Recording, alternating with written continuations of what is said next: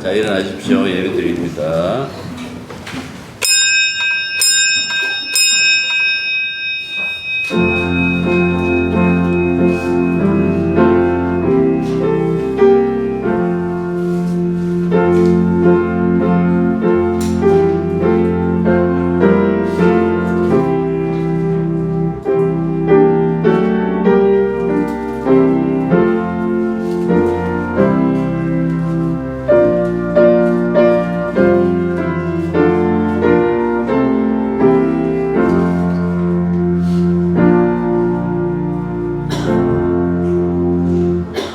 아버지님께서 이 시간도 우리들과 함께하여 주시사 더운 날에 얼음 냉수와 같으신 예수님의 이야기가 여기서 선포될 때마다 아버지 영광 받아주시옵고 이 예배가 온전히 하나님의 영과 함께 어울려 있는 예배가 될 수 있도록 역사하게 하여 주시옵소서. 예수님 이름으로 기도드립니다. 아멘. 자, 하나님 말씀은 누가복음 11장 29절에서 36절입니다. 무리가 모였을 때에 예수께서 말씀하시되 이 세대는 악한 세대라.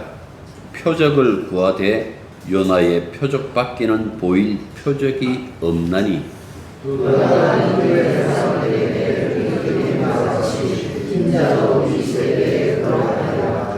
심판때에 남방여왕이 일어나 이 세대 사람을 정죄하리니 이는 그가 솔로몬의 지혜로운 말을 들으려고 땅끝에서 왔음이거니와 솔로몬보다 더 큰 이가 여기 있으며 심판때에 니느웨 사람들이 일어나 이 세대 사람을 정죄하리니 이는 그들이 요나의 주도를 듣고 회개하였음이거니와 요나보다 더 큰 이가 여기 있느니라. 누구든지 등불을 켜서 속에나 말 아래에 두지 아니하고 등경 위에 두나니 이는 들어가는 자로 그 빛을 보게 하려 함이라.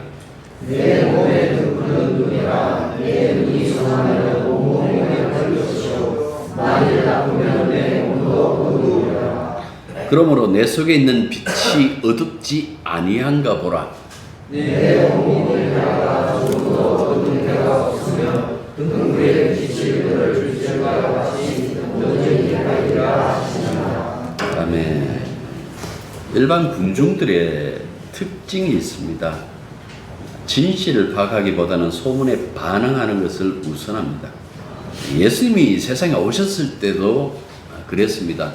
사람들이 그분의 말씀을 들으려 하기보다는 신기한 능력을 보기 위하여 몰려드는 그 모습을 우리는 성경에서 볼 수가 있습니다.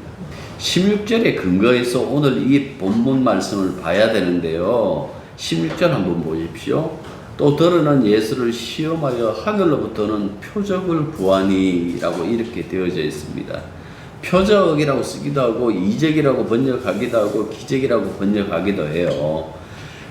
어떻게 보면 그러니까 과학적으로 설명할 수 없는 그 현상을 이렇게 얘기를 하는 것인데, 그런데 이 표적이든 이적이든 기적이든 간에 바람처럼 한순간이에요. 중요한 것은 표적이 아니라 표적이 말하고자 하는 내용이 무엇인지, 왜 예수님이 이런 기적을 일으키셨는지 그 내용이 굉장히 중요하다라는 그 말씀입니다. 왠가니까 하나님은 기적으로 자기 백성을 구원하시는 분이 아니라 당신의 말씀으로 그 말씀의 순종을 통해서 백성들을 구원하시기 때문에 그렇습니다. 혹 이렇게 생각하실 수 있잖아요. 홍이 갈라지고 이스라엘 백성들을 인도하셨으니까 그건 기적으로 구원하는 것이 아니냐고. 여러분들 그렇게 생각하시면 그건 진짜 일부분 조금 아시는 거예요. 그 이전을 보셔야죠. 어떻게 구원하셨는지. 6월절 양의 피를 대문에 바르라는 말씀을 전해 듣고 순종한 사람들은 다 살아남아요. 그래서 이집트에서 해방된 것입니다. 그렇기 때문에 그들의 구원은 하나님 말씀에 대한 순종에 달린 것이지 기적에 의하여 그들이 구원된 것이 아니다라는 그 말씀입니다. 만약에 기적이었다면 그 기적을 통해 가지고 곧바로 가나안에 집어넣으면 되는 거예요. 그런데 가나안에 집어넣지잖아요. 그들을 다 시내산까지 끌고 와서 거기서 그들 손에다가 말씀을 지어주고 그 다음에 순종할 것을 약속받고 난 다음에 가나안으로 여정을 허락하셨다라는 그 말씀입니다. 그러니까 우리가 쉽게 이렇게 얘기해요. 우리는 율법으로 구원받는 것이 아니라 은혜로 구원받습니다.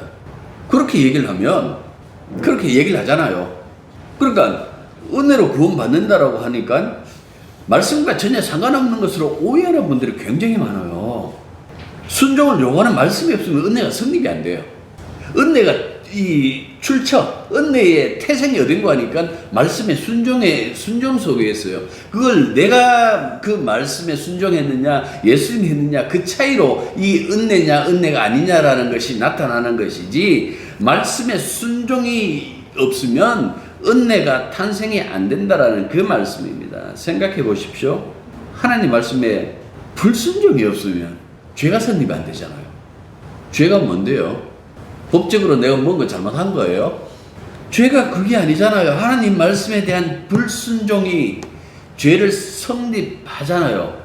죄가 성립이 안 되면 그리스도의 속죄 행위, 대속의 피가 아무런 소용이 없어요.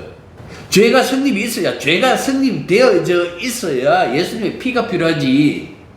죄가 없는데, 죄가 성립이 안 되는데 대속의 피가 소용이 있는가? 소용없어요.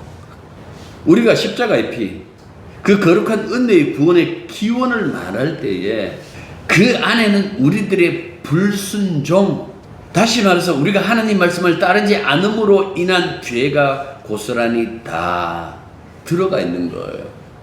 죄와 벌이 아니라 죄와 피가 함께 녹아져서 은혜의 구원을 만들어진 것이지, 우리 죄 없이 하나님께서 내가 은혜 베푼다. 죄도 모르는 사람이 은혜가 뭔지도 모르는데, 용서가 뭔지 모르는데, 그 은혜 속에, 용서 속에 다 우리들의 죄가 녹아져 있다라는 그 말씀입니다. 그런데 사람들은 자신의 처지를 몰라요. 예수님을 만나러 왔는데 요술쟁인 줄 알아요. 그래서 기회만 되면 기적을 보여달라고, 증거를 보여달라고, 당신이 하나님의 아들인 것을 제발 기적을 통해서 보여달라고 그렇게 요구해요. 이 요구는 주님 시대의 사람들만 그렇게 요구했을까? 아니에요. 출애굽 사건에도 고스란히 나타나요. 홍해가 갈라지고 기적이 일어나면 이 사람들이 하나님이 계신다고 믿어요.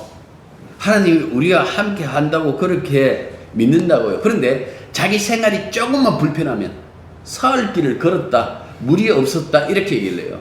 쉽게 말해서 내 생활이 조금만 불편하면 하나님이 없는 게 아니냐 불평하는 것이 인간이에요. 그러니까 인간이라는 존재는 최초의 범죄 이후에 하나님 말씀 듣지 않는 것이 특별한 것이 아니에요. 일반화가 되어 있어요. 우리가 숨 쉬는 것처럼 하나님 말씀을 안 듣는다라는 그 말씀이에요. 그러면 생각하시겠죠. 부모 말도 안 듣는데 하나님 말씀 듣겠어요? 29절 보십시오. 그래서 주님 뭐라 그럽니까? 이 세대는 악한 세대라고 했어요. 뒤에 표적을 구한다라는 이 말씀, 기적을 구하기 때문에 악하다라는 것이 아니라, 그것도 하나의 요인이 되겠지만은 그냥 그 자체로 악하다라고 해요. 이 세대 하니까 우리 보통은 세대 25년, 30년 이렇게 잡는데 예수님 시대의 사람들을 얘기할까요? 아니요. 현세상 아담의 범죄 이후부터 예수가 오실 때까지 그 모든 것이 다 이 세대. 말씀 듣는 거 좋아하지 않아요. 신기한 현상만 좋아해요. 아이유가, 여러분들 아이유를 모르시는 분들은 젊은 애들한테 물어보십시오. 아이유가 누구냐고. 한마디 하면 좋아요, 하트 뿅뿅 하고 날리죠. 이렇게 날리는 놈들이 예배 시간에는 명상이에요. 눈 감고. 우리 목사님 빨리 설교를 끝내야 되기 때문에. 예수님의 말씀을 듣기 싫어하는 거는 요즘 애들 안 해요. 모든 시대가 싫어했어요. 주님이 오시기 이전에는 하나님 말씀 듣는 것을 굉장히 싫어했어요. 사람들이 그 말씀을 듣느냐? 아니에요. 우리가 오예배 때 예레미야 보는 것처럼 속에 불나 있는, 예? 그래서 하나님이 말씀하시면 그 말씀이 불이 되어 오늘 그 내용 할 거예요. 그만큼 말씀을 듣지 않는 세대, 뭐 우리나라도 가자는 뭐 X세대, 그 다음에 밀레니얼 세대, T세대, 그 다음에 MG세대, 예. 그보다 더 무서운 세대가 있어요. 베이비 붐 세대. 야, 얘가 얼마나 많은지 몰라. 여러분들 한 반에 70명씩 있는 거 봤어요. 예. 초등학교 한 학년에 14반 너무 많은데, 내가 알고 있는 침산 초등학교는 12,000명인가 모여가지고 5반도 있었어, 초등학교 때. 우리 그런 세대야. 전체 인구의 약 15% 지금도. 자, 다시 들어가서. 자, 왜 표정을 구할까? 사람들은 말씀보다는 현상에 더 주목하고 있다는 것을 보여주고 있는 거예요. 그러니까 말씀에 관심을 두지 않는 세대가 다 이 세대예요. 윤리적으로 도덕적으로 잘못한 일들이 많아서가 아니라 하나님 말씀을, 예수님의 말씀을 믿지 못하는 태도를 두고 내리신 평가다라는 그 말씀이에요. 그래서 그들에게 뭐라고 말씀하시냐니까 요나의 표적 외에는 너희들에게 볼 것이 없다라고 말씀해요. 여러분들 대부분 다 요나 다 아세요. 그 당시 이스라엘의 대적의 원수였던 아시리아의 수도 니느웨라고 되어 있는데, 요즘 우리 한글 표준 표기법으로도 이렇게 돼, 니네베라고 이렇게 해요. 이제 제가 한글 2024를 쓰는데 이거 글자 잘못 쓰면 빨간 줄을 다 그릴 거예요. 그게 그렇게 쉬운 거예요. 그거 다 하고 난 다음에 고치면 되는데, 그 순간은 제가 못 지나가요. 먼지 있으면 그 먼지 치우고 놔야 되는 것처럼, 그렇다고 결벽증은 없는데, 거기 보면 니네베라고 되어 있어. 그래서 새한글 성경도 보니까 니네베라고 이렇게 번역이 이렇게 되어 있고, 이 가톨릭 성경도 보니 니네베라고 이렇게 번역이 돼요. 아무튼 제가 니네베라고 이렇게 얘기해요. 여기에 니느웨라고 하는 니네베라고 제가 그렇게 얘기를 할게요. 근데 생각해 보십시오. 그 원수의 나라에 가서 하나님의 심판을 경고하라 라는 그 계시를 받아요. 그 계시를 받고 다시스로 가는 배, 지금의 포르투갈인가 아마 스페인인가 아마 그쯤 될 거예요. 그쪽으로 가는 그 배를 타고 도망치는 선지자예요. 그런데 예수님 하면 여러분들 가장 먼저 생각해, 아버지 앞에 아버지께 순종하신 분, 그것도 그냥 순종이 아니라 온전한 순종, 완전히 순종하신 분하고 이렇게 얘기할 수 있어요. 그런데 이 요나는 불순종한, 신기하게도 불순종한 선지자 혹은 예언자라고 할 수 있는, 도망가는 그 요나를 하나님의 손이 쫓아가서 붙잡아서 바다에 쳐넣었던 그 선지자예요. 큰 깊은 바다, 큰 물고기 뱃속에서 사흘을 보낸 후에 회개하고 사명을 억지로, 그것도 다시 회개하고 정신 차린 것도 아니에요. 억지로 수행한 선지자가 바로 요나예요. 이 불순종의 상징, 이 불순종의 상징은 요나의 표적밖에 보여줄 것 없다. 왜 예수님은 요나를 들먹일까요? 도대체 요나의 표적이라는 것이 무엇일까요? 야, 요 부분이요, 마태와 누가의 해석에 약간의 차이점이 있어요. 마태는 얘기를 해요. 요나가 물고기 뱃속에서 사흘을 보낸 것처럼 인자도 땅 속에서 사흘 만에 다시 살아난다라는 것을 암시해요. 마태복음에서는. 반면에 누가복음에서는 뭐라고 얘기를 합니까? 요나가 하나님의 심판을 경고하기 위해서 니네베 성에 섰던 점을 강조하고 있어요.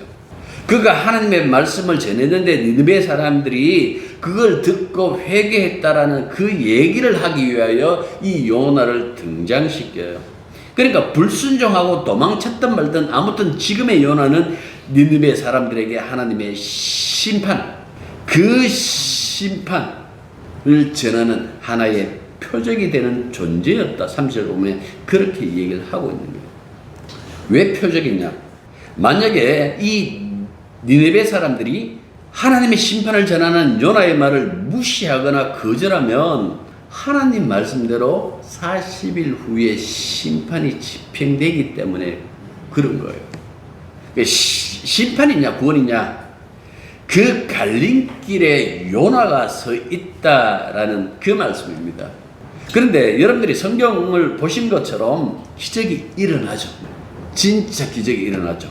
니네베 성 안의 모든 자가 회개하고 용서받는 그 기적.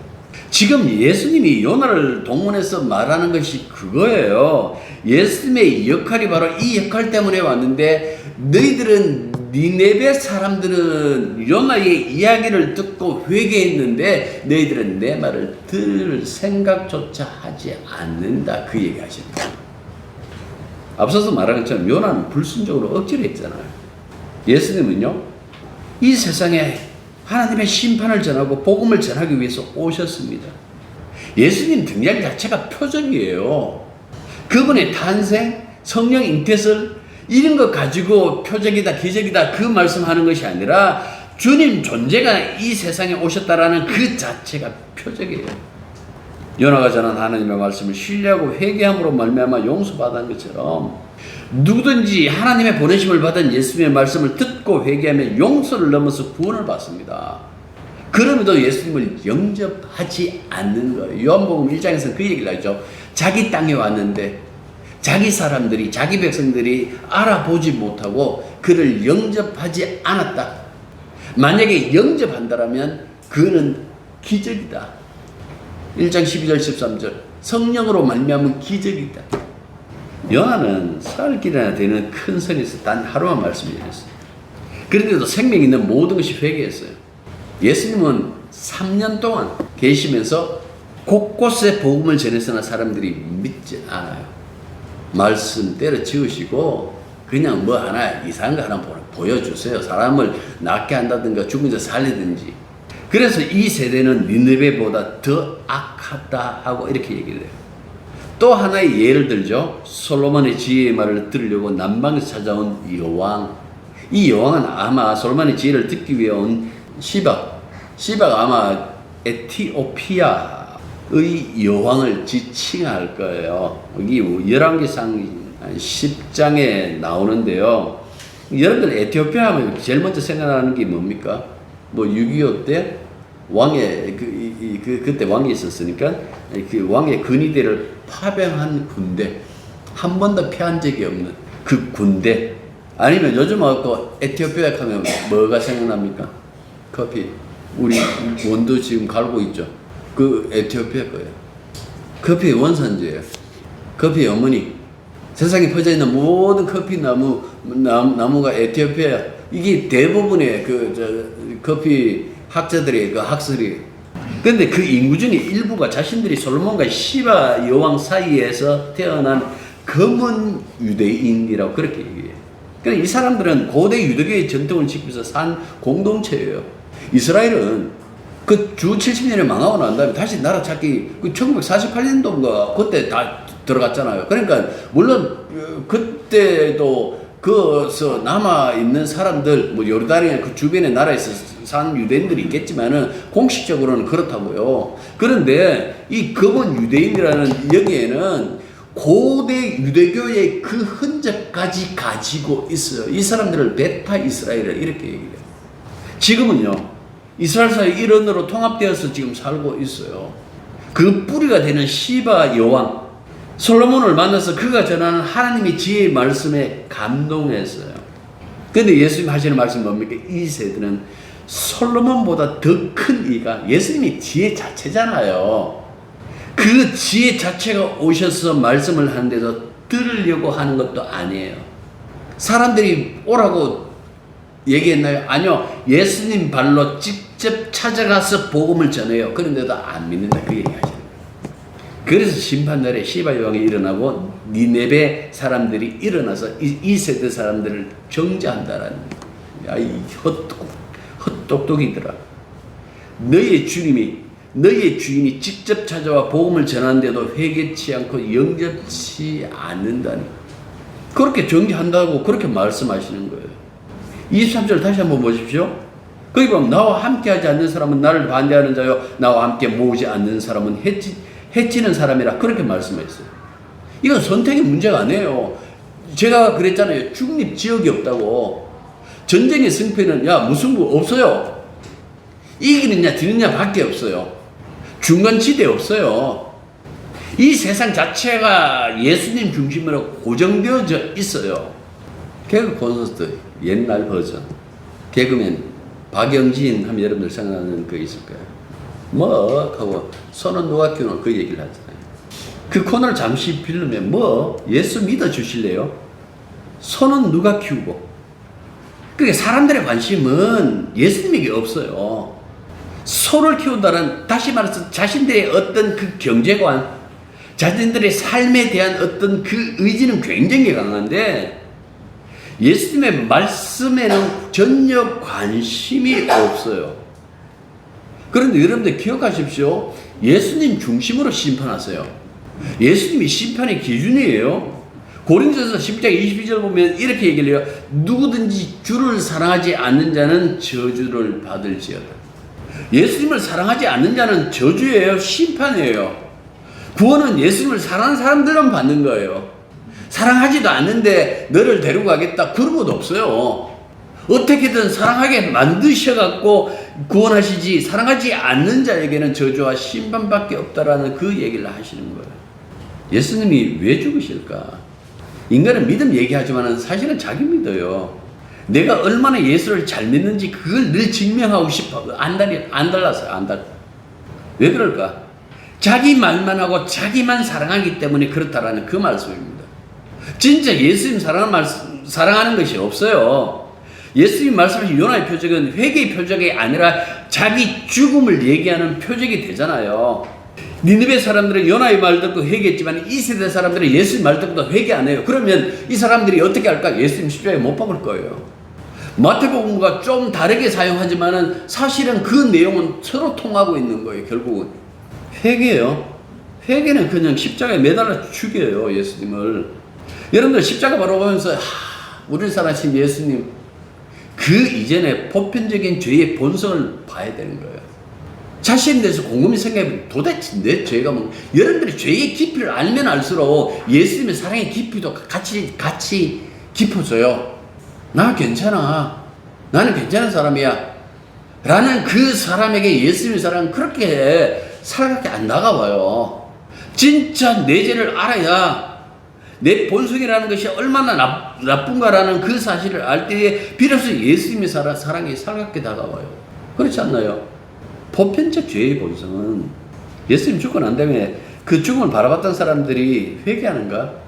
후회하는가? 회개도 안 하고 후회도 안 했어요. 성경마다 보면 그 이방인 백부장이 이는 실로 의인이었다라고 이렇게 말하게 해요. 누가 보면 그 얘기를 해요. 왜 후회하지 않을까? 마땅히 죽을 사람이 죽었을 뿐이라. 그리고 다시 일상으로 돌아가 자기 삶을 살아요. 보십시오. 사람들 예수 믿는 것 아니에요. 하나님 말씀 안 믿어요. 자기를 믿어요. 그래서 일상으로 돌아가는 거예요. 그 믿음대로. 그런데도 믿는 자들이 발생하기 시작하죠. 십자가를 바라보면 회개하는 사람들이 발생하기 시작하죠. 언제부터? 성령이 오시고 난 다음부터. 그래서 성령은 죄에 대하여, 의에 대하여, 심판에 대하여 예수님의 죽음을 근거로 책망하시고 그들을 십자가에서 다시 태어나게 하시죠. 성령 받은 사람들의 특징이 하나 있어요.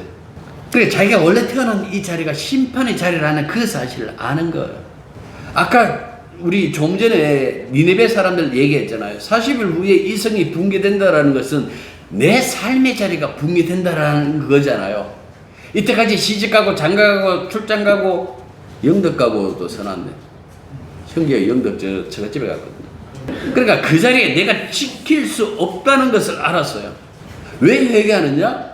40일 후에 이 성이 무너진다라고 하니까 내가 지금까지 보존하고 지켰던 이 자리가 이게 영원한 자리가 아니라는 그 사실을 알아요. 그걸 인정하니까 회개가 나오는 거예요. 연아가 하루치 말씀만 전했잖아. 사흘을 다니면서 해야 되는데 하루만 했어. 그리고 한 곳에 자리 잡고 앉아서 기다려요. 뭘? 하나님이 심판하는 걸 기다려요. 관람석에 앉은 거죠. 관람자가 된 거죠. 그런데 하나님이 니느웨에 대한 이 심판을 거두자 요나가 불같이 화를 내기 시작합니다. 왜 화를 낼까? 요나가 착각한 것이 하나 있어요. 너무 웃긴다. 그게 뭔가 하니까, 자, 요나가 뭐라고 생각했는가 하니까, 니느웨 사람들은 당연히 심판받아야 된다. 이 사람의 삶의 자리들은 다 심판의 자리라고 생각한 거예요. 그럼 자기 자리는? 나의 자리는 심판 자리가 아니야. 나는 이들이 심판받는 것을 나는 관람할 수 있는 자리라고 생각했어요. 그래서 심판의 관람자가 된 것 아닙니까? 그게 자기가 의롭다는 것 아닙니까? 요나의 정체를 드러내기 위하여 하나님이 요나 곁에 박넝쿨을 하나 이렇게 자라나게 해요. 그러니까 이쪽에서는 습도가 높지 않기 때문에 이 박넝쿨, 그러니까 그늘만 치면 시원하거든요. 요나가 기뻐했다라고 이렇게 돼 있어요. 성경에 보면 하나님 나를 사랑하는 것 같아. 그런데 하루아침에 그 밤에 벌레를 생기게 하셔가지고 그 모든 잎을 다 갉아먹겠어요. 그리고 그 다음에 뜨거운 동풍, 뜨거운 바람 부는 거, 그 다음에 햇살. 그래서 요나를 괴롭혔어요. 이렇게 하니까 요나가 뭐라고 얘기를 합니까? 이번에는 자기를 죽여달라고 그렇게 화를 내요. 그때 하나님께서 하신 말씀이 있죠. 이것은 신만이다. 생명이 그만큼 많다. 긍휼이 필요하다. 왜 자기도 거기에 속해져 있다라는 사실을 몰랐을까? 요나도 하나님의 긍휼이 필요하다는 그 사실을 왜 몰랐을까? 요나를 니느웨에 파송한 거는 여러분들 니느웨를 구원하기 위한 것이 아니에요. 자기 백성 이스라엘을 구원하기 위하여 요나를 파송했는데 사실은 그 사람들이 아니라 요나를 전도하기 위하여. 이상하잖아. 진짜 선지자인데 하나님이 얼마나 말을 안 들었으면 하나님이 선지자를 전도하기 위하여 니느웨에 보낸 거예요. 그런데도 못 알아듣고 못 알아보고 짜증내고 앉아있는 거예요. 이게 이스라엘의 현실이라는 거예요. 하나님 백성의 슬픈 현실이라는 거예요. 이 사람들은, 하나님 백성들은 끝내 하나님의 전도를 받아들이지 않고 회개하지 않다가 사라지죠. 다시 말씀드리지만은 오늘 이 말씀을 하시는 예수님이 바로 하나님의 심판의 기준이에요. 여러분들이 말씀을 볼 때마다 여러분들이 영안이 뜨길 원하는 거예요. 33절부터 39절 그 얘기예요. 세 단락으로도 나눌 수 있지만 등불이라는 공통된 비유, 그 중심 메시지가 뭡니까? 예수님이 빛이다. 그 얘기잖아요. 그분의 말씀이 빛이다. 그분 말씀 안에 들어오면 어둠이 하나도 없다. 온통 빛으로 가득하다. 그런데 영안이 눈으로 들어오는 그 빛을 받는 사람은 그 예수님으로 인하여 어둠이 사라지지만은 그렇게 그 빛을 못 보는 사람들은 어둠 속에 여전히 있을 수밖에 없다라는 그 얘기를 이렇게 말씀하시잖아요. 왜 유대인들이 혹은 이 세대의 많은 사람들이 예수님을 메시아로 인식하지는 못할까요? 사람들은 사실은 눈이 감겨진 사람들이에요. 굉장히 똑똑하잖아요. 인류가 발견하고 발명한 것들이 얼마나 많아요. 수학적으로 과학적으로 얼마나 그 많은 발전을 이루었나요. 그런데 하나 열리지 않는 것이 있는데 바로 주님에 대한 것. 이거는 하나님이 열어주지 않으면 안 열려요. 하나님의 계시가 임하지 않으면 사람은 결코 하나님을 알 수도 없고 이 어둠 속에 던져진 유일한 빛이신 예수 그리스도를 볼 수 없어요. 그가 보여줄 유일한 표적, 요나의 표적으로 암시한 그 십자가 부활, 이 단 하나의 사건이 이적이 아니라 이적이기도 하죠. 결국은 죄인을 회개로 이끄는 하나님의 은혜로운 계시라는 그 사실을 말씀하고 있는 거예요. 여러분들이 십자가의 은혜를 안다면 그건 스스로 인식한 것 아니에요. 지식으로 십자가 얼마든지 말할 수 있어요. 진정한 그 십자가 속에서 주님을 발견할 수 있는 것은 하나님의 영이 조명해주고 우리에게 그 예수님을 설명해 줘야만 비로소 깨달을 수 있고 터져나오는 것이 회개다라는 그 말씀을 성경에서 우리들에게 얘기해 주고 있는 거예요. 신앙은 외적인 현상이 아니에요. 신앙은 내면이에요.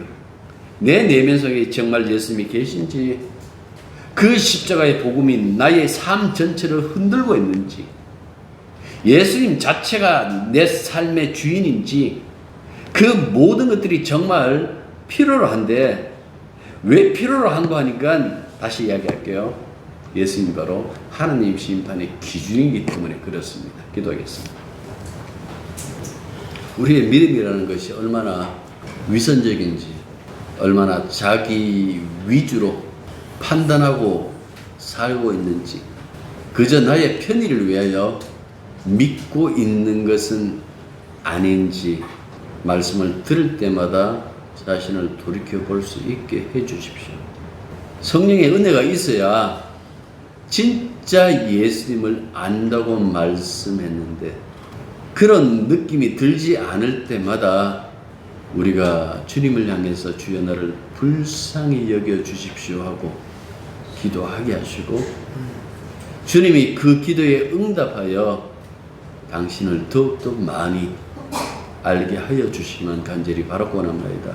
사랑하는 들국교회 모든 교우들의 그 삶에 주님이 언제나 중심이 되기를 원하고, 주께서 이끄시는 그 십자가의 길을 가는 것을 마다하지 않도록 주께서 늘 은혜 내려 주옵소서. 예수님 이름으로 기도드립니다. 이제는 우리 주 예수 그리스도의 은혜와 하나님의 크신 사랑과 성령의 교통하심과 교제하심이 진실로 십자가의 복음을 가슴에 깊이 새겨두고 인생을 살아가는 당신의 자녀들 위해 이제부터 항상 함께 있기를 축원합니다.